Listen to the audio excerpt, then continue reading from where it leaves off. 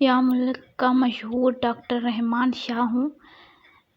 दिन में सरकारी अस्पताल में ड्यूटी करता हूँ और शाम को अपने प्राइवेट क्लिनिक पर रात के तक बैठता हूँ। मेरी प्रैक्टिस खूब चलती है और लोग कहते हैं मेरी फैन आम है कि अल्लाह ने मेरी आदमी की पहचान से दूर है। मेरा घर में इंतजार करने वाला कोई नहीं है, इसलिए मेरा ज्यादा वक्त क्लिनिक पर ही गुजरता है। बीवी 2 साल पहले फौत हो चुकी है, जबकि बेटियों के फराइज में अदा कर चुका हूँ। दोनों अपने अपने घरों में आबाद हैं। एक औरत रोजाना मेरे क्लिनिक पे आती थी और सबसे आखिरी सीट पर बैठी और आस जाती और जाते और अपनी बारी का इंतजार करती रहती थी। वो अपने से बाद में आने वाले मरीजों को भी पहले चेक कराने के लिए अपनी जगह दे देती थी। इस तरह खिसकती हुई आखिरी सीट पर पहुंच जाती थी। जब औरतें अपनी प्यारियां बताती थीं तो वो गौर से सुन रही होती थीं और इनसे सवाल जवाब भी करती थी। इसकी उम्र 35 से 40 के करीब थी और कपड़े कीमती नहीं मगर साफ सुथरे होते थे। वो औरत मलागाना तकरीबन 1 से 1.5 घंटा क्लिनिक बैठती रहती और फिर बगैर चेक मैंने इरादा कर लिया कि इससे पूछूंगा कि वो क्या करने वाली चली जाती। आज आती है और फिर मैंने कहा बीबी आप आएं। मैंने अपनी मर्जा को दूसरी तरफ बिठाकर इसे इशारा किया। वो परेशान होकर मेरी तरफ देखने लगी। मैं आपकी ही बुला रहा हूँ, आइए आपकी बारी है। वो उठी और तकरीबन घिसती हुई कदमों से मेरे पास आकर खड़ी हो गई। मिल करके कहा बैठे। वो ना चाहते हुए भी बैठ गई। मैंने इससे इसका मसला पूछा तो इसने गला साफ किया और धीमे लहजे में कहने लगी डॉक्टर साहब आप बहुत बड़े डॉक्टर हैं, मैं गरीब औरत आपकी फीस अदा नहीं कर सकती और मैं अपना इलाज यहाँ कराने नहीं आती। मैंने पूछा फिर आप यहाँ क्या करने आती हो?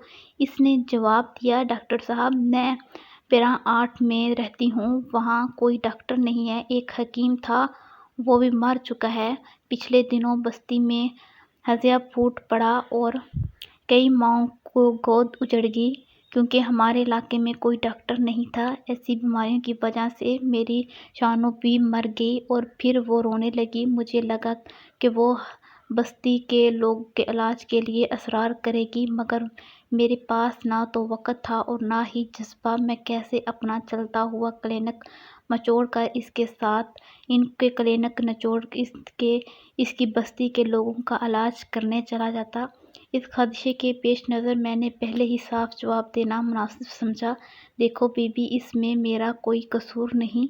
अगर वहाँ कोई डॉक्टर नहीं है ये मेरी नहीं बल्कि हुकूमत वक़्त की जिम्मेदारी है और इसमें इस सिलसिले में मेरा वक़्त ज़ाया न कर।